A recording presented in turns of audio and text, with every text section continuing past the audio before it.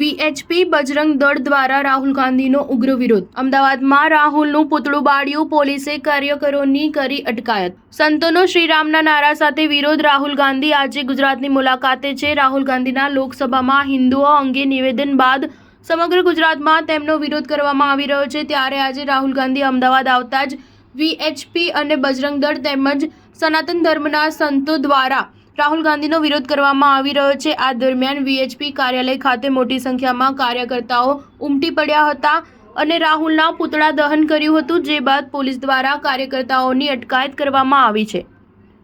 ચૈતન્ય શંભુ મહારાજે જણાવ્યું હતું કે રાહુલ ગાંધીના જે ઉચ્ચારણ છે તેનો વિરોધ કરવા સમગ્ર હિન્દુ સમાજ ઉપસ્થિત. દરેક કાર્યકર્તા, સાધુ સંતો હાજર છે.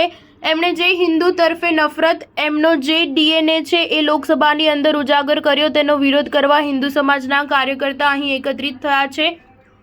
ગોધરા ટ્રેન બાળવામાં કે મુંબઈ હુમલામાં હિન્દુઓ નહોતા. 99 સીટમાં પાવર બતાવે તો કોંગ્રેસ સત્તામાં આવે તો શું કરશે?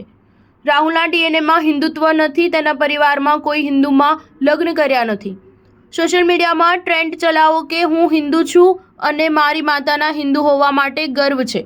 રાહુલ ગાંધી જગન્નાથ મંદિર જવું હોય તો જાય, પણ ઓરિસ્સા મંદિરમાં ફક્ત હિન્દુઓને પ્રવેશનું બોર્ડ તેવું અહીં પણ કરવાની જરૂર છે. સ્ટાર ન્યૂઝ 7 હંમેશા સચ્ચાઈની સાથે.